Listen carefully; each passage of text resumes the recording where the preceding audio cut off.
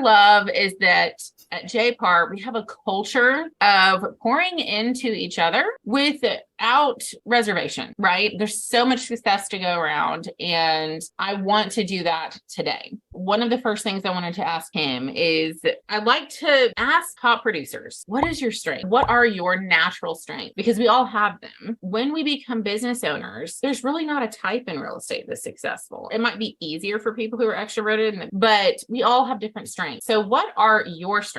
Well, I wish I hadn't said that second part because I was going to say I'm just really extroverted. I have always been chatty Cathy. I love connecting with people. Like I've always told my kids, you have to talk to people. So like if you go to a wedding, so we had a cousin's wedding a couple of months ago, and it was my cousin and my husband grew up with him, but Gordon was like, I just really don't want to go. And he's more the introvert, right? He's like, I just don't want to go and talk to a bunch of people I don't know. But I was like, oh my gosh, we have to go. Like we've got to go see who we know and who we can talk to and who we can connect with. I sat at a table at the reception with 8 people. I knew my sister and brother-in-law, but like it was so fun talking to them and finding out how they knew the bride and the groom. And then we had connections in Lufkin where they lived. Exactly. So I tell my kids all the time, it's like your job is to talk to people and find out how you're connected because the Lord has intricately connected us with people. I feel like it's my job to find out how. Like, how am I connected to this person? I don't know. It's kind of weird, but that's what goes off in my brain.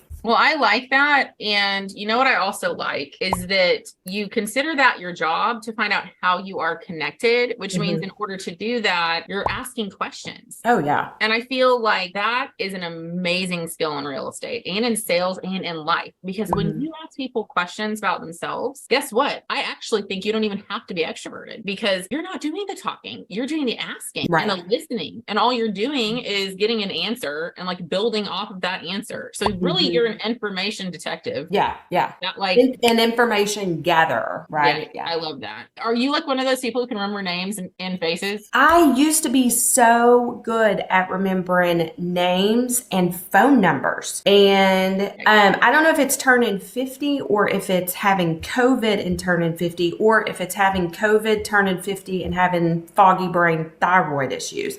All that combined, I'm like, I see somebody in Aldi and I'll be like, oh crap, who is that person's name? And I'm trying to Google them or I'm trying to search them on Facebook. Well, how are you going to search somebody's name if you don't know their name? So that's my life right now. So I'm like, oh, hey, girl. My team laughs at me because they're like, you don't know her name, do you? And I'm like, no, I can't remember. It's like, hey, girl. Oh, I just gave away my secret. So, well, it's like it's in the movie where The Devil Wears Prada, where literally the assistant is there to help her remember her name. Help her remember that's so and so from so. Yeah. Yeah, exactly. I love it. Okay, so your strengths are really like people asking questions, gathering information, and connection. And I think that's very powerful, especially in a day and age where we have a lot of very superficial connection. Yeah. And so really going deep with somebody is an amazing skill. So here's a question for you. Have you always had that strength, or is it something that you built over time, or is it both? No, I've kind of always been that way, but the more mature that I've gotten over the years, you do learn how to kind of hone in on that, I guess. But it's always been that way. I've always been a connector. And, you know, if I have a birthday party and I hear that one person couldn't come, okay, well, we just got to change the date because everybody's got to be there. Gotcha. Like, how can I accommodate everyone? And to a fault, that's not a good thing, right? Because you have to learn that not everybody can be there on any given time. So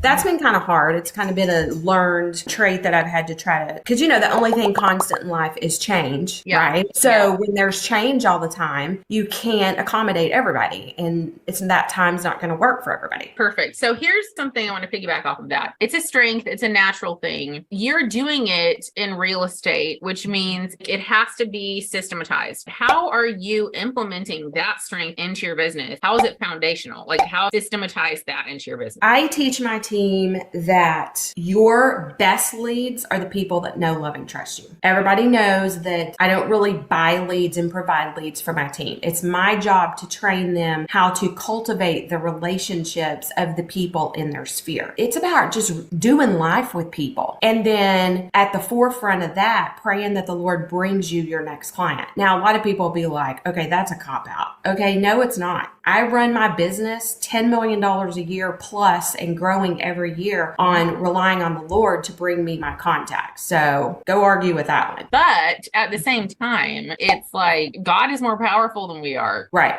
He can do big things, and really depending on him is pretty incredible. Every person that you know knows how many hundreds of people. Also, I feel like you're doing something that I like to call specializing. I like to point that out. You're specializing that person and you're making them be heard. Yeah. And it's teaching the team that it's about doing life and getting involved. Okay, if you've got kids in school, it's like, okay, Nikki, you're involved in school. That's your phase of life. So you're connecting with all those moms. You're volunteering at the school. That's the season of life God's got you in. Like Nicola and Nadine and I, we're empty nesters. So it's about connecting with women on a different level. It's about volunteering at church more. It's about doing your Bible studies. It's about doing your stuff in your neighborhood and connecting on a personal level with people and being genuine about it. That's the hardest part, I think, for people is a lot of times they say, yeah, but it feels weird trying to get leads from your Bible study. I'm like, okay, well, you have to put that out of your mind, right? They have to be organic and they have to come natural.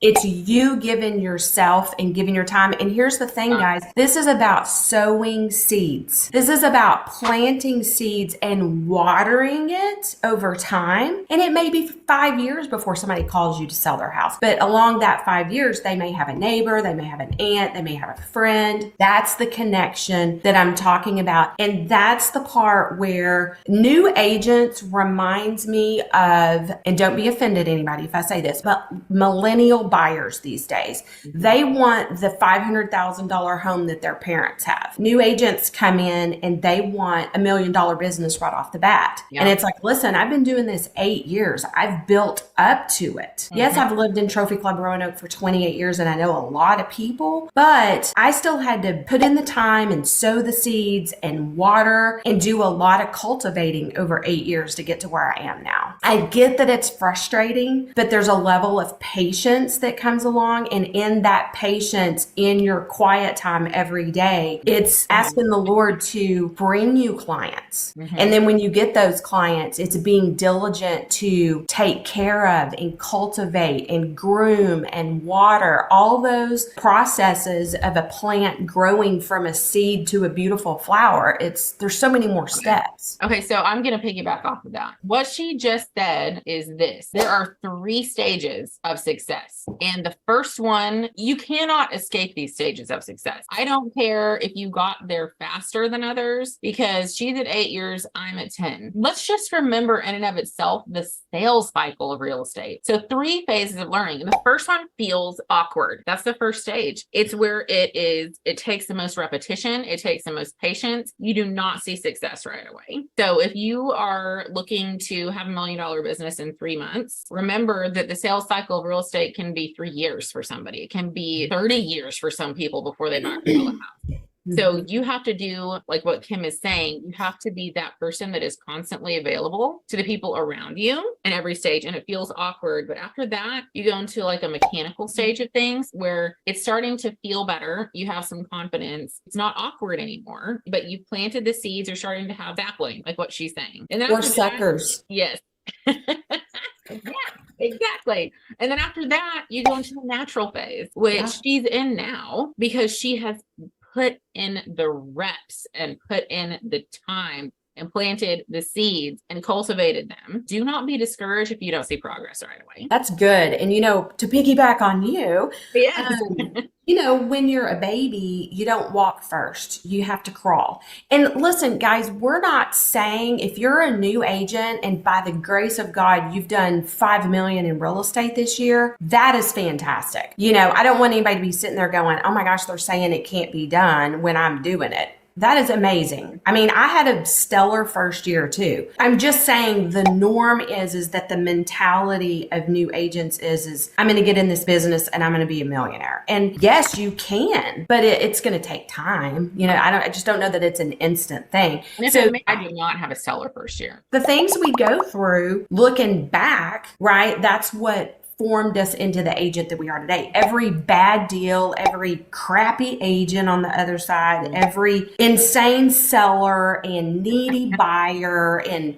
showing 50 houses before you finally get under contract and writing 12 offers, all that stuff bundled up in a big ball of rubber bands is what makes you bounce across the room to be like the amazing agent that you are. And a lot of times we forget that too. It's like somebody on my team's having like a really bad deal or, just having a really difficult time. It's like, listen, I know you got to take yourself out of the situation because in 3 months, it's like having a baby, right? We forget the pain. We go back to have another one. We forget the pain of it. So it's like, we will forget this, and you will learn. There is one thing you're going to learn from every transaction, and all those build.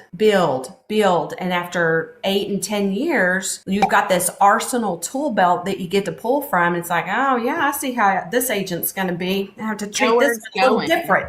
Oh, well, instead of stuff happening to you, once you get to that natural phase of success, you know what's coming. Yeah, you see it before it even happens. And you can tell by a text message or lack of text message what kind of agent it's going to be. Oh, absolutely. And agents, clients, all the things, you have predictions because you put in the reps. Okay. I love it. So we're systematizing our strength. And I love also too, the part, if we're piggybacking off of this whole idea of like the awkward stage of success and then the mechanical stage and then the natural stage, you being at the natural stage, I would like to know, we all have weaknesses too. I know you have hires, right? So I feel like some people hire out their weaknesses. Like, how do you fill in the space of the parts of the business that you either don't like doing or that is a weakness? I'm very fortunate, and I kind of laugh when I say that. When Gordon told me, so he was in oil and gas for 16 years, and about 4 years ago, he lost his job again, and he's like, I'm done with this. He's like, I'm going to get my real estate license. And I was like, oh God, no. Why? And he's like, I'm going to join your team. And I'm like, no, you're not. But you know what? Like, God has been so good, because once I laid that down and we joined together in a different level, he really helps me. I hate the contract side. I know the contract, but I don't like the paperwork. I don't like the numbers. Don't ask me about my numbers or anything. Like, he's the glue that holds K-Treg together, he likes to say. So I let him do all the back end stuff, and I am thankful that I have him to do that for me and my team. Another thing too is that I've relinquished this year is, as much as I love doing video, like I knew I needed to take my video to a new level. The funny thing is, Jeremy's going to laugh at this, but it's like I hired a guy. I don't even know where he is. I don't know how he found me. He's from like Asia or India or Europe. You have assistants overseas too. They're awesome. Yeah. And he's like creating, like I just uploaded, went to Chat GPT. Y'all heard me the other day, made all my little 25 myths or pros and cons of a first time buyer, made all my little videos, uploaded them, and he's making these cute little reels for me and doing like the verbs. Like, I hadn't started posting them yet, but relinquishing a little bit of that control was not that it was control, but I enjoy doing the videos, right? But I don't enjoy putting them together. So now last night I did find InShot. I don't know if a lot of people use InShot or not, but it is an amazing video tool. Yeah, InShot. I'm talking probably the easiest format to record a video, insert a graphic, add stickers. In fact, I just uploaded my first one to Instagram, Facebook, and everything last night. It's a little longer than I should have done. Okay, that's cool. And those are my two kind of big things right now. It's leverage. It allows you to play into your strengths even more. When you're a business owner, you have to look at your time and investment. That's what you've done. You're able to spend your time playing to your strengths. Right, because then all I have to do is just go to my Big View app, record the videos, and then upload them to my Google Drive, and they handle it. So I'm like, okay, this might be worth the money. Heck yeah. Yes. I need to go sell a house. You're like, oh, well, that's another thing. When you have your money on the line, that's business ownership. Like, that's the difference. I feel like also in this stage of growth as an agent, in the beginning, you're really reluctant to take risks, but oh my gosh, business owners take risks. And once they do, your rear is on the line. Oh yeah. better. Yeah. Like Yeah. go spell that out, Yeah. I feel like that's also been a driver for me over the years is Hmm. like this is it for me is Yeah. everything. Well, and then having a team on the side of that is trying to be responsible for, as a team lead, I want to just pay for everything because I just want to bless my team and I want to take them to lunch after every team meeting and I want to buy them this and I want to just do that. But on the flip side of that, it's like, okay, I have to be smart. That's the thing. If you're going to start a team, you can give your advice here. Don't start it until you're at a certain place in your own business. Oh, 100%. Yeah. You better have the production underway. I mean, I tell people they would come to me all the time and be like, when should I start a team? And I'm like, you need to be doing 5 to 8 million consistently a year. Yes. I mean, I'm sorry because you got to be the breadwinner. You got to take care of yourself. You've got to show them how to cultivate leads, how to get leads, how to work your sphere. And if you're not consistently doing that, Absolutely. What are like one or two of the biggest things that you have learned along the way about yourself, about others? It could be anything. It could be deep, not deep. I think consistency as a new agent is key. Amen. Now, with that said, you can't do it all. I've got a new team member, and I told Taylor just the other day, her name's Taylor, and I'm like, okay, this is going to be very fire hose in the face to you, but you can't do all of this. Yes, you need to set up all your realtor.com, your Zillow. You got to get all that platform, right? You have to get that foundation set. So be consistent. So that was my one thing. It's like find one thing or two things that first year. Because like for me, video was not it in the beginning. It was about working anybody that got in front of me and just learning. Like that first year, you're just about learning the ropes, the ins and outs and the pros and the cons and the what to do's and what not to do's. And this is kind of more for you seasoned agents. Time blocking is huge. I did not time block in the beginning like I should. Now, I don't like to be bound by time blocking, but I've just learned that you don't ever delete something, you just move it. I love brain dumping first thing in the morning. I come to my desk, I take a piece of paper. This is right after my quiet time. Miracle Morning has been instrumental. If you have not read Miracle Morning, my Lord, get that book. I wish I heard about it 8 years ago, but I'm not a reader, y'all. I have to really force myself to sit still and read. That's another negative about me. I don't sit still well. I'm a mover, I'm a doer, I'm a shaker. If I'm sitting right here and I'm just like having my quiet time, I see a picture that's crooked and I got to get up and fix the picture. Okay, can I though say that is also one of your strengths? Yes, we all know that it can drive you into too much busyness because I have the same thing, but you have to do in real estate. You have to do.